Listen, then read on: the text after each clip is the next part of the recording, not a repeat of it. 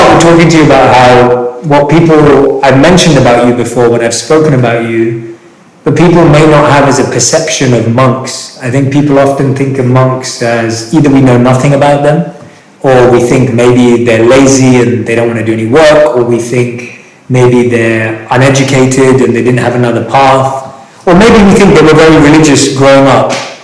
But when I met you, what I got fascinated by is that you didn't really fit into any of those categories. You were extremely educated, you are extremely educated, you come from a spiritual background, but it's not that you were a normal person at college growing up.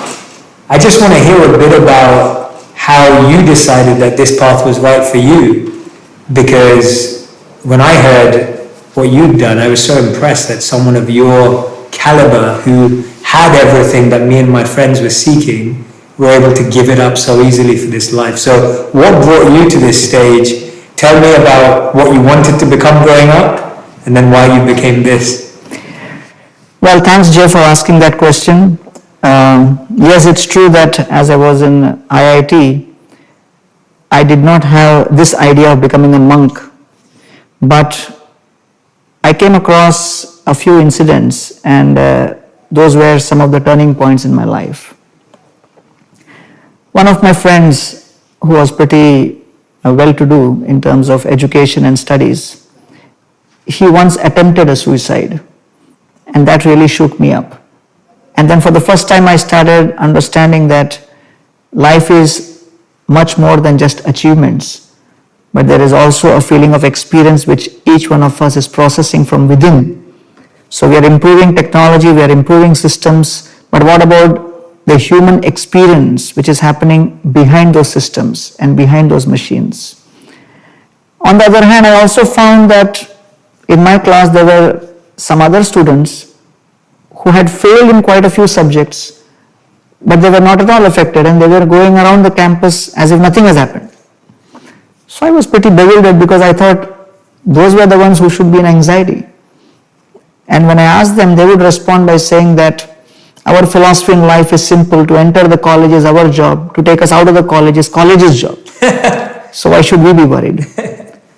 So I realized that beyond all the various externals, technologies, systems that talk about GDP and everything, there is something which is not described in great detail in any of our textbooks, and that is the perceptions and the experiences which each one of us have as a soul. And that really made me to seek answers in books which are beyond the regular ones. And then I came across the Bhagavad Gita, and then I started getting answers to one of the most important principles in life. Circumstances are beyond our control, and we have limited control over our circumstances, but we have unlimited control over our consciousness. And therefore, I thought that was pretty deep. When an airplane flies, it takes off, and as soon as it takes off, you see the same buildings look pretty insignificant. So we may not have control over the size of the buildings, but we have control over how high we can go. And similarly, problems in life may not diminish, but our consciousness can rise much above those so-called problems, so that the entire perspective changes. So when I read the Gita, I realized that one of the core principles to remain enthusiastic, positive, full of enthusiasm and energy in your whole life is the flexibility and the agility with which you can choose different lenses at any particular given moment. Because sometimes a lens can make an object look very tiny, and another lens can make the same object look very huge and appear to be extremely close to your eyes. And there are other lenses which do not magnify at all. So therefore, depending on the situation and circumstance, how can we choose those lenses is something which is described in great detail in the ancient Vedic wisdom. And I got drawn to that.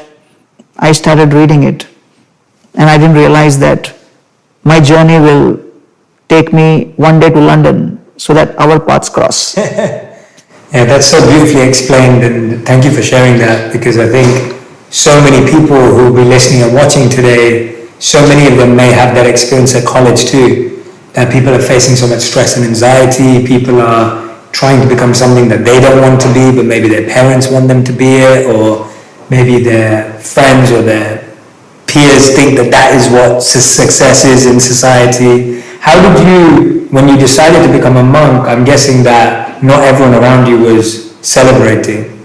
Like it may have been a tough choice or a tough decision. How were you able to make this tough step? Because even if people are not becoming monks, everyone sometimes has to make choices in life where people around you may not agree. And how were you able to do that? I know you do that now as well in your work. So many times you're having to make tough decisions where everyone may not agree with you. How did you do that in the first instance of becoming a monk? Well, to be honest, I was also not very sure whether, I would be able to sustain this path, because practically nobody in my family has ever done it before. And I was thinking, how will society respond to this, and whether I'm making the right decision. And I was thinking, how should I process this moving forward? But then an incident happened which completely changed my perspective. I was on the road traveling with one other senior monk. He was driving me. And we were on the highway. And this was November of 1993. And then as we were moving on the highway, our vehicle hit against another truck. And there was an accident on the highway. And our car got badly smashed. Luckily, in spite of being injured quite heavily, I survived. It was a very transformative moment for me, because I saw my whole body filled with blood, and the doctor spent practically 5 to 6 hours in the operation theater taking out the glass pieces which had entered into my body. And then as I was recovering, I started contemplating that, well, as far as my life is concerned, even an inch here or there would have been the end of my life. And I'm only 22, and I could as well be dead by now. But looks like I've been given another chance. So whether someone in society or anyone else connected, whatever may be their feelings or background, whatever their responses may be, today I am alive and I have been given a second chance. Let me use this second chance to do something great to serve others. And therefore, I decided that I will use this opportunity, every breath which has been given to me back, as a second chance, as an opportunity to share and spread this message which has benefited me so much. So there are moments like this where you are practically hopeless, and then a small window of hope opens up, and then you see everything from a different perspective. So for me, it was that moment which gave me that conviction to sustain this determination. I love that. I think we all have such similar moments in our life, whether they're near-death experiences like yours, maybe not as extreme, but I think everyone who's listening and watching right now can relate to the fact that we all get these choices in life. Sometimes it's a second chance, sometimes it's an opening or an opportunity, and we at that point have a choice to make, whether we want to carry on living unconsciously and without thought or without purpose, or whether we want to live with deeper meaning and purpose like you chose. And I mean, you've really lived up to that, because I remember when I met you, and even now, like today we're sitting in an eco-village that, of course, there's been a community behind it, but you've led the development of. There's the incredible food distribution work that you've definitely been involved in spearheading, the incredible work that's happening with the community in Mumbai. You know, you've been a part of affecting thousands and thousands and millions of lives, and I think you've definitely lived up to that incredible commitment that you Thank you so much. It's really special actually, because I think that it's one thing to say those things, but to actually authentically live up to it. And I can see you're always challenging yourself to the next level. And I guess that's what I love about our path of being a monk, is that, and I was speaking about this with Vardhaman Swami too, that we have self and service. So you have your own personal meditation, you have your own personal prayer and your sadhana and your practices, and then you're going and extending yourself for the world. Right. And I feel like you've found a way of using all your talents in service of humanity. So it's not that you became a monk and thought, okay, now I need to let go of this. You've actually believed that the gifts that you've been given or the talents you've been given can actually be used to help serve the world, which I think is a really important thing. Could you share a bit on that perspective and why that's important? That's a beautiful question. The word monk in the Christian tradition, it comes from the root word in Latin, monchos, which basically means solitude. And typically, monks would contemplate in solitude, but there are several monks who would also engage in community work. In the Buddhist tradition, the monks are known as bhikkhu or bhikshu. It has two meanings. One is beggar. Second is bhayam ikkhati iti bhikkhu, which means one who is able to see and perceive danger. And that's a very interesting definition, because monks were those who would lead their life understanding the knowledge and protect themselves and people from the danger of ignorance. In the Hindu tradition, monks are known as sannyasis. Sannyasi word consists of three parts: sam plus ni plus asa. So sam means totally, ni means to go down, and asa means to uproot. So sannyasi basically means one who is dedicating himself to completely uproot, go down and uproot all the negativities and negative desires from within. He does that for himself, and he helps others also in their journey. Another word in Sanskrit for monk is vairagi, and that also comes from a very beautiful tapestry of syllables, vi and raga.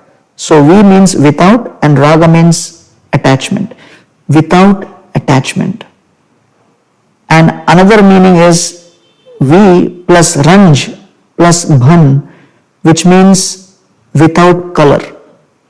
So that is a very interesting definition, which very much correlates to the question you are asking, which means that a sannyasi or a vairagi or a renunciant or a monk is one who can be fully engaged in productive activities which are of benefit to society, but remains uncolored by any of that. Wow. He remains unaffected. So that is one of the interesting perspectives of vairagya or renunciation. Therefore, one of the core principles in the renounced order is absorption. Absorption I would divide in two important elements. One is the intention and second is the action. Intention towards selfless service. Intention towards tireless service and intention towards pleasing selflessly. So the two elements are intention and action. Monkhood is all about how we can selflessly please others and how we can tirelessly serve others. So the combination of this intention of selfless pleasing and tireless serving, it combines into giving an experience of total absorption. And And that absorption is something which then expands in the form of compassion, and we include everyone else within that expanding circle of compassion and drown the whole world in peace and harmony. Now you can see why I think he's amazing. That was brilliant. I've never heard that before. I've never heard the breakdown of the words of the definition of monk in different traditions. I think that's incredible to hear that. And I think that's what I find so special about this path, is that it allows the ability to serve as well, not just to live in solitude. And that's why my next question is, I've written my book called Think Like a Monk. And the reason why I called it that is because I believe that you don't have to necessarily live like a monk to think like one. That it is a beautiful opportunity if you can, but we both know that for 99.9% of the world, it's not going to be something that people are going to do. But I really believe that the mindset that a monk is encouraged to cultivate, of service, of self-growth, of removing unwanted negative tendencies and implications, these are things that anyone can do. And in one sense, we all must do to live a peaceful and purposeful life. So I'd love to hear from you what you think thinking like a monk, in your opinion, is relevant for the modern people and modern world, and for people like me now who also live in the city, have normal jobs, are married. How does thinking like a monk actually help that person? Bhagavad Gita describes 4 principles which are extremely important for us to follow. One of the greatest challenges in remaining grounded in life is our inability to tolerate provoking situations. Whether one is a monk, or one is in household life, or in a corporate life, any kind of a relationship or doing any kind of activity or occupation, we are constantly being provoked. And therefore, Gita first talks about what is known as Veda Sahishnuta, which means we have to tolerate our urges. So I would say tolerating our urge to consume. The second principle is Dvandva Sahishnuta. Dvandva refers to duality. We have to tolerate various dualities which come in our life and remain humble and aware of the fact that we cannot control all situations. So therefore, we have to tolerate the urge to control. Third is Paramata Sahishnuta. We are so convinced about our opinions and our standpoint and our viewpoint that we want others also to buy into that. And so many arguments, differences of opinion happen, relationships break down because we have a strong urge to convince others. So we have to tolerate that urge to convince others in certain situations. And the fourth is the urge to compete, and that is known as Parotkarsha Sahishnuta. Certain people will do much better than us in so many different ways. We should feel happy when we see that, and remember that we have a role to play, and we should resist the temptation and the urge to compete. So Gita focuses on how to elevate one's consciousness above these urges, to control, to convince, to compete, and then we are actually able to rise above all of these and realize that yes, I have a role to play to serve each and everyone in society to the best of my ability. And therefore, people who are engaged in society are in anxiety because many times they are trying to compare with others. And this comparison is a huge cancer of the mind. Today, every single day in India, 371 people commit suicide. Every every day. Every day. Every single day. 300 million people across the world are experiencing mental health disorders. Every single day, 18 billion cigarettes are being smoked. 6.75 trillion cigarettes smoked every year. 1 billion people across the world experiencing addiction to cigarette smoking and unable to give up. So practically each one of us have our internal challenges. And therefore Gita focuses on first managing oneself. And then based on how we manage ourselves, we can manage others. And in my own experience, I found that when people, irrespective of whatever occupation and profession they may be, when they cannot control these urges to consume, to control, to convince, to compete, then invariably they land up in so many difficulties, so many challenges. Social issues may not be described, emotional issues may not be described, personal issues may not be described in books of technology and management.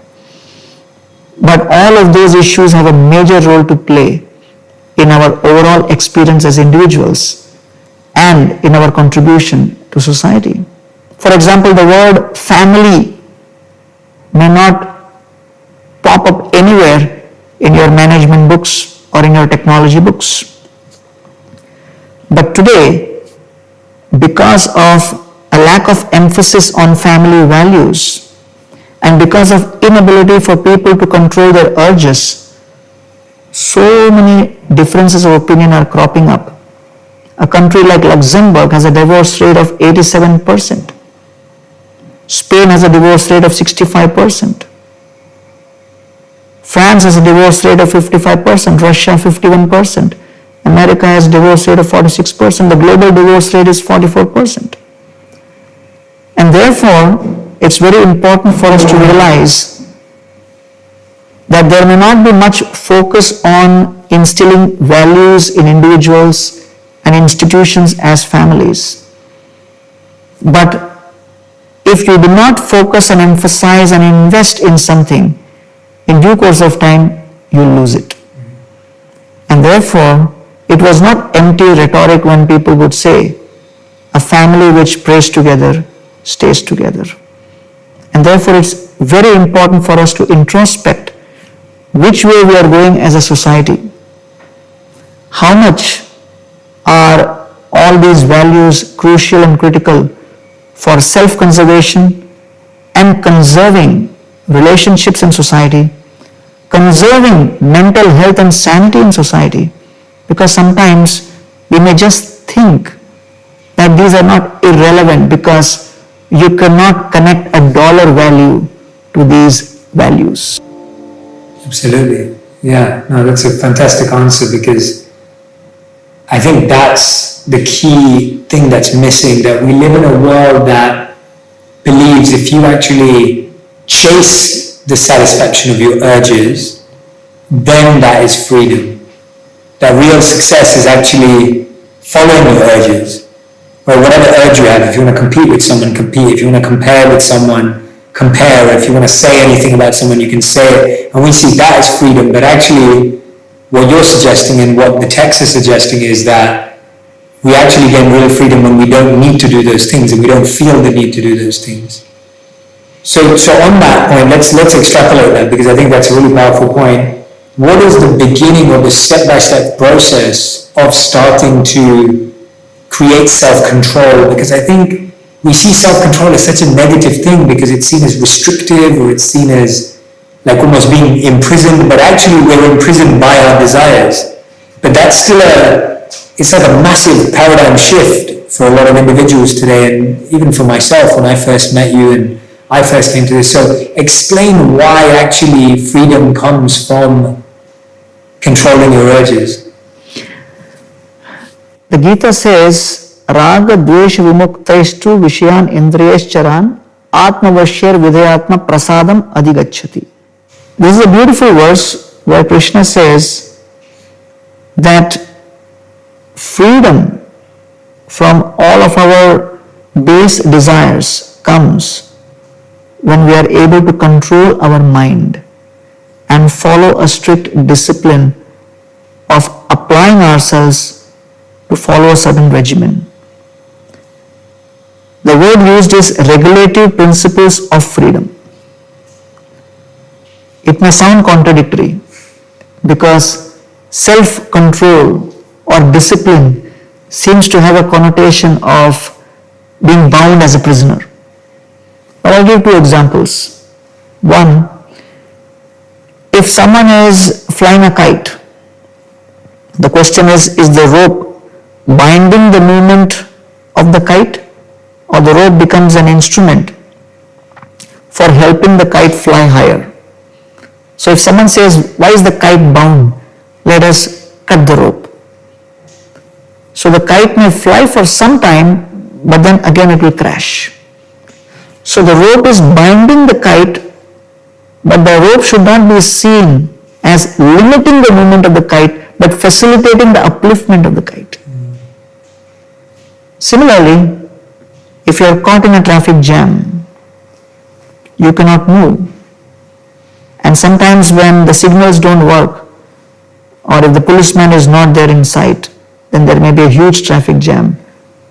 But actually, the traffic laws and the signals facilitate proper movement of the vehicles. So it is not to be seen as limiting, but facilitating. Therefore, when we look at discipline, discipline is something which enables us to experience greater freedom. And that's what the Bhagavad Gita is talking about, the art of self-control, the art of mind control. And by practicing this, each one of us will actually experience an enhancement of our consciousness. And I think we've all experienced that. I think everyone knows that when you feel like you're letting loose in the beginning, it feels good in the beginning, but then after a bit of time it starts to feel really painful. Yeah, like for example, when the British were in India, they saw that at one point of time, maybe a century ago, the cobra population in Delhi was increasing. So they made a ruling. In order to control the cobra population, if anyone gets a dead cobra and submits to the government office, they'll get a financial reward. And they thought by announcing this, people would go out, get inspired to kill cobras, and the cobra population would be controlled. But then quite a few people got inspired to rear cobra farms. Oh, wow. And they started rearing cobra snakes in farms around Delhi. The cobra population started increasing. When the government realized that, they scrapped the scheme. The guys who were rearing the cobras became angry, released the cobras in the city. No way. And therefore this is known as the cobra effect. Oh wow, I've never heard of that. Where the proposed solution of a problem is worse than the original problem. And therefore, people are in distress, they are depressed, they are unhappy, and they decide, let me consume alcohol, let me take drugs, let me do this, let me do that. So various momentary titillations which they provide to their mind and their senses may sometimes increase and enhance the problem than solve it. Therefore the submission is, try to understand how the system is designed. Understand how these issues can be resolved in the best possible way within the design. And if there is a computer, it has a hard disk. If the hard disk gets a virus, then the computer just crashes. However beautiful the screen may look, but the hard disk is corrupted. Similarly, people invest a lot of time and energy building their body, building their physique, keeping themselves physically fit. But they fail to realize that a very important component of our system is the mind. And mind is like the hard disk for this computer-like body.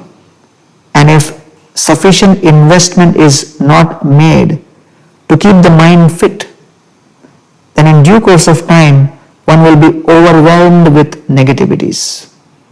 And therefore, this kind of mental fitness is what is known as meditation. So meditation is the gym where you actually perform various kinds of exercises to keep the mind fit. Well, after all these years of meditating for so many hours per day and leading so many other meditation workshops yourself, what would you say for you has been the greatest gift that meditation has given you personally? Everybody is looking for love. Many people think love is all about pleasure. But in response to your question on meditation, the greatest gift which meditation has bestowed upon me is a proper understanding of what is love. And I realized that love is about pain and not pleasure. In the Chaitanya Charitamrita, there is a beautiful description which defines love. Pragadha premer ei swabhava achar nijadukka vignadir no kore vichar. In this it is described that in every relationship there could be various problems. Scarcity, impediment, discomfort, unhappiness, change, uncertainty, lack of reciprocation and separation. All of these may happen in a relationship, but if the relationship continues, then that is defined as love. And as I described before, how to please selflessly the object of your love and how to serve tirelessly. And so, in my experience, love is something which is extremely rare, extremely valuable, and extremely difficult to process unless we are willing to put ourselves through a system of purification. And then when we purify ourselves, then lust, which is like iron, transforms into love, which is like gold. So in my experience for several years, meditation has really given me an entrance into this arena of a totally new paradigm of what love is, which scriptures describe as devotional service. Service without any selfish considerations. I share this example that when we began our Govinda's restaurant in our Chopati temple many years ago, we decided that we will have pizza. And it was Radhanath Swami's idea to have pizza. This was 2004. And we were not really experienced in making pizzas. And, some of us used to make our own version of pizza, which was, take a couple of loaves of bread and put some tomato ketchup and have some fried vegetables, and it was what we would call as pizza. And we thought that is it. So when Maharaj said we should have pizza, I mentioned to him, I don't think this is an item which we can sell in a restaurant. And he looked at me and said, which pizza are you referring to? The one which you guys feed me? I said, that's what pizza we know. And he looked at me and said, that which you feed me is not pizza, it's a perverted reflection of pizza. And then we had someone come from New York, and he gave us the entire recipe of an authentic Italian New York pizza, thin crust. And for the first time in life I saw artichoke hearts. And I didn't know any of this, and I was initiated into a appreciating what a pizza is. So the word pizza was being used by us, but the experience was something else. The word pizza remained the same, but we were ascribing or superimposing the word pizza on some other product which was giving a different experience. The whole world is speaking about love. Songs are being sung by movie actors and actresses and singers and rock stars about love. Novels are being sold in the millions, which are centered around the theme of love. But all of these descriptions are referring to an experience of selfish personal pleasure.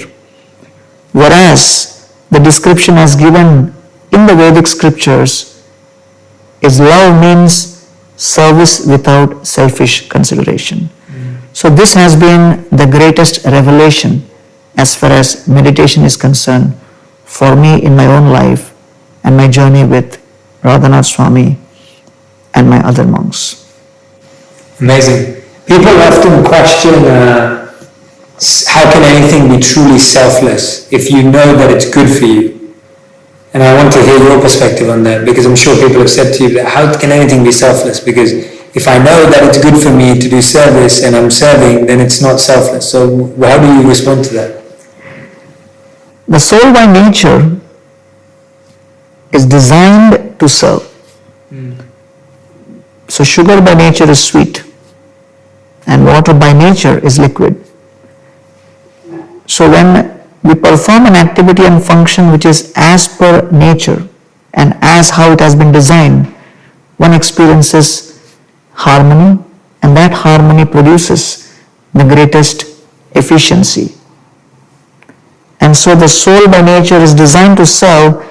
When we engage in serving and pleasing, that effect of serving and pleasing, it actually produces the greatest joy from within. And therefore, there are 4 levels of motivation. And that's what has kept me going in my 30 years as a monk. The lowest level is motivation by desire. The lowest level is motivation by fear. The next is motivation by desire. Above that is motivation by the sense of duty. And the highest is to be motivated by the sense of love. So if you analyze all these 4 levels, you will see actions motivated by fear and desire is simply a transaction. Actions motivated by duty may result in transparency, but it is only actions inspired by love which takes us to trance. And therefore, we have to decide, do we want to lead a life based on transaction, or we want to lead a life based on trance? And so again, referring to the Chaitanya Charitamrita, I quote, "Bahu parishrama chandana remuna anila, anand badhila mane dukkhana vanila." Madhavendra Puri, a great saint, he indulged in very hard work to get. Madhavendra Puri, a great saint, he actually got a whole load of sandalwood to please his worshipable Lord Gopal, and in that process he experienced so many impediments and difficulties. But this verse reveals that Ananda Badhila Mane Dukkhana Ganila, his bliss increased, and he did not consider that in any way, shape or form to be creating any distress for him. And a very important word is used, Dukkhana Ganila. Ganila basically means count, to keep an account. When we keep an account, it is a business transaction. When we are serious about something, when we mean business, we keep account.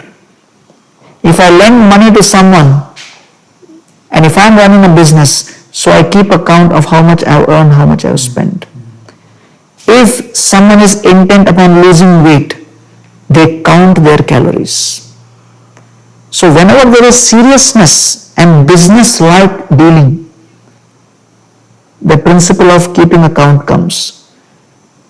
Dukkha na ganila means, is our relationship a business-like transaction where I keep account of how much I have done for you and how much distress I have gone through and how many difficulties I have gone through in this relationship? If I keep account of that, then it is a business-like relationship.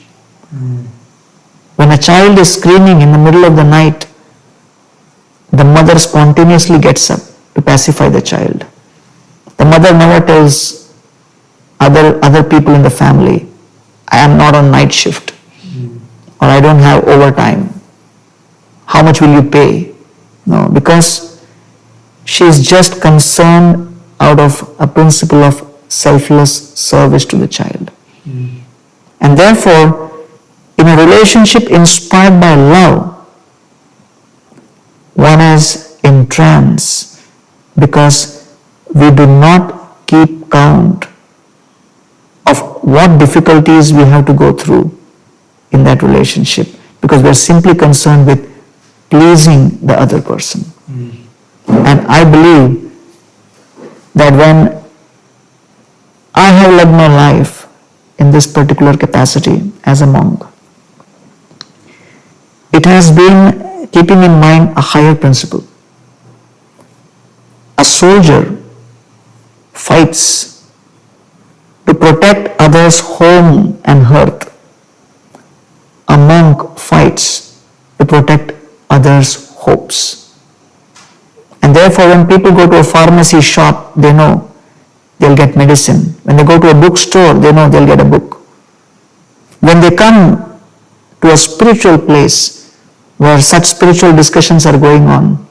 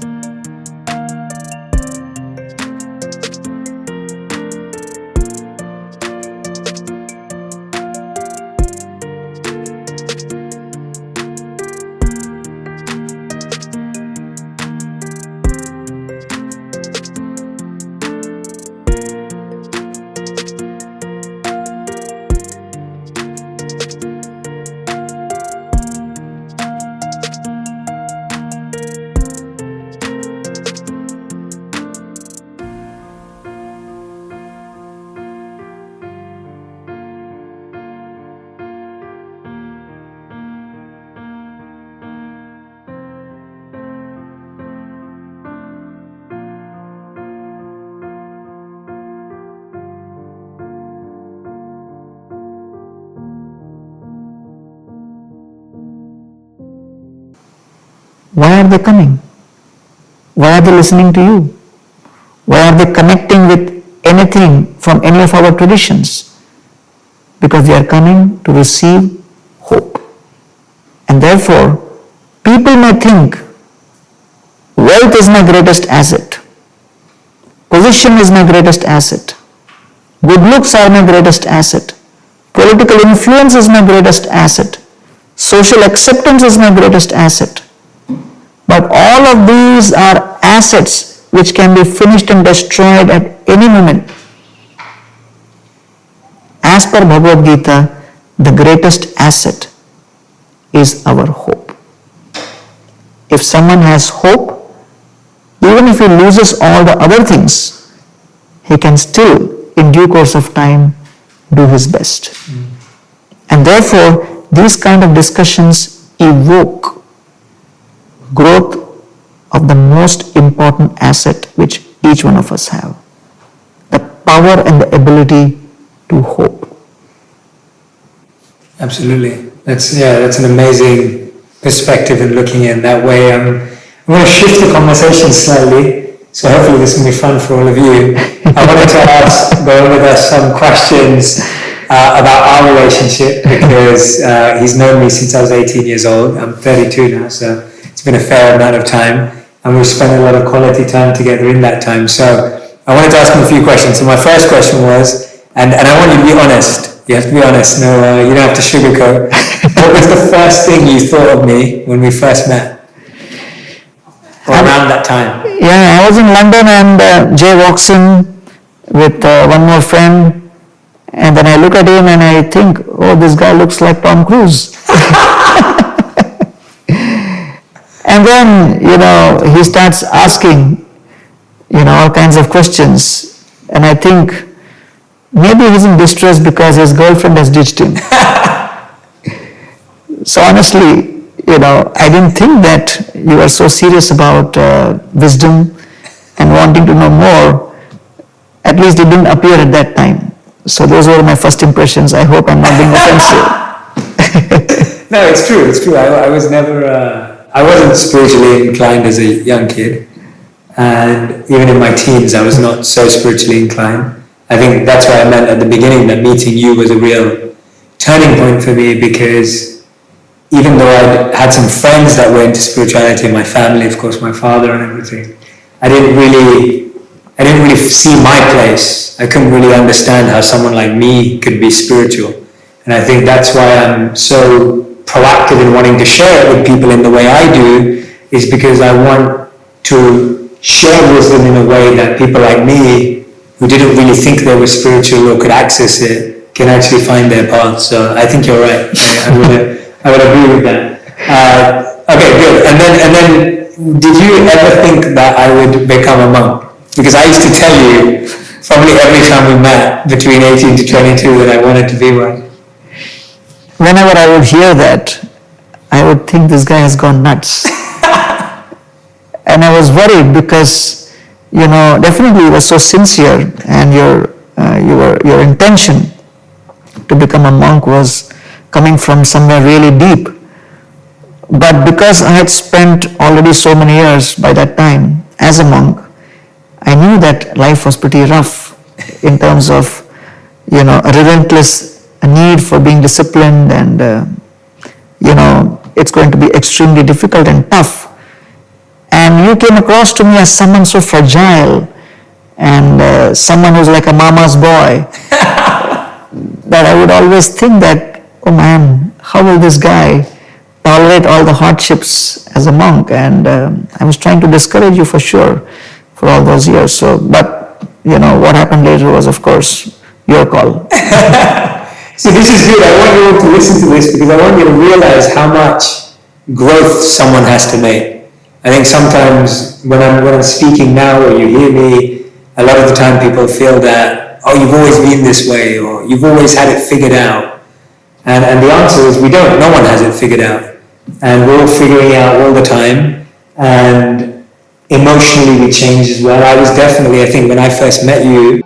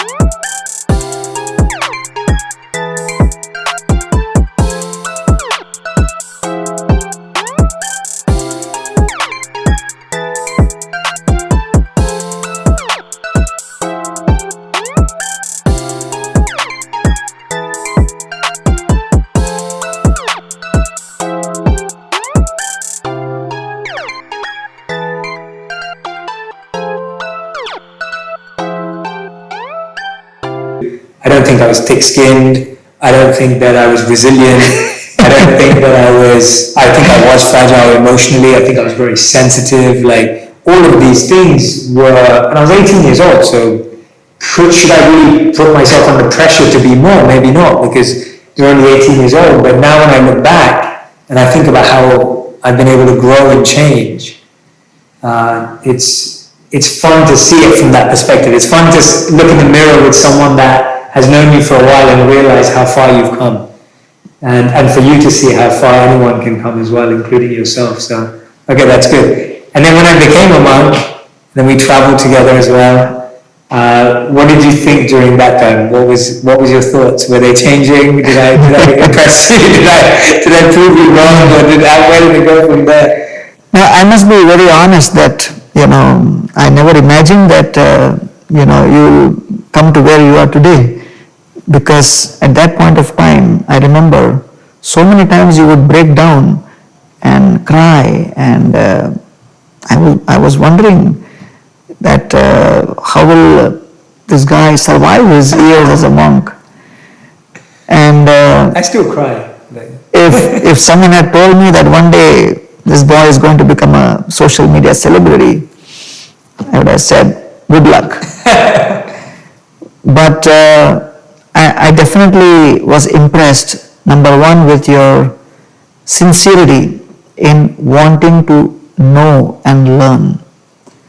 So I think that was a very, very important value system, an attitude which you had even then, an eagerness to know and learn, which was so sincere that I remember that in all our travels, one thing which struck me was how precisely you would keep notes. I don't know if you still have those notes. Only in your class. I still have them from then. But what struck me more was you have one of the neatest and the most beautiful handwritings. And I don't know whether, those who are following you really have seen your handwriting, but it's mind-boggling. And I still remember that, although I've not seen it for a long time, but the way you would capture the notes was very inspiring, because it was very clear that you were wanting to understand very systematically all of that wisdom. And it has been an amazing experience to see how all of that unfolded in due course of time. Another thing I would like to share is that in our travels, I could also see a very deep urge within you to share this wisdom. And that was pretty obvious, because, I was the speaker and so many people would come around and I would not have time to speak to all of them. But you would immediately start sharing wisdom with others just after the event. And that irresistible desire to share the knowledge and wisdom and help others was something which I observed even then. And also, that desire was so strong that you would see best practices happening in different parts of the world, and especially at ISKCON Chowpatty, and you immediately would try to do something in London.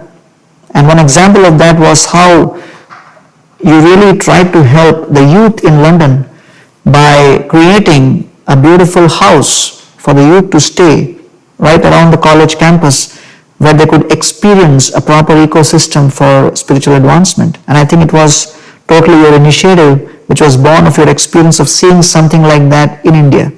And I was pretty impressed. But in spite of, your emotional side, I could always also see very strong resilience and the ability to withstand opposition, challenges, difficulties, and unwillingness to take no for an answer. And some examples of that was like some of the initiatives which you took at that particular point of time with respect to how to connect with the youth. And there were a lot of people who had other ideas, but you were convinced of certain ideas and you really felt it was the best thing to do, and you were willing to put your weight behind that. And that really impressed me, because I thought, here is someone who comes across as very emotional and fragile, but he still has the guts to lead with a certain kind of determination which does not come across immediately. So, I did notice that. And I remember when we were in Florida and we were about to catch a flight, and two airlines attendant girls came up and they looked at you and said, "Hey, you look so happy and cute." And I remember that, and I looked at you and I looked at them and I was thinking, why is this guy a monk? Maybe he'll be more effective if he's out there amongst the people and as part of society. And at that point of time, there was practically no clue on what your future is going to be. But I could see that you had a tremendous ability to connect with people and reach out to people in ways which were pretty deep and something which not everybody could do. So these are some of my memories of those times, seeing, the soft side of your personality, but at the same time your steel-like determination, which seemed to be couched under that external cover of emotional softness. But I do believe that without having that kind of dedication and determination, you could not have spent, those 3 years as a monk with many of us. And I remember, putting you through the grind in the kitchen, in front of a blazing fire. We would be cooking and you would be assisting, and even while the construction of this eco-village was happening, you were out there in the sun helping with bringing various materials and assisting. But all through all of these, the common thread which I saw was you had an enthusiasm and a zeal to serve. And that, I feel, is a very, very important character element which has really brought you to where you are. And I'm so glad that, millions of people who are connecting to you are extremely fortunate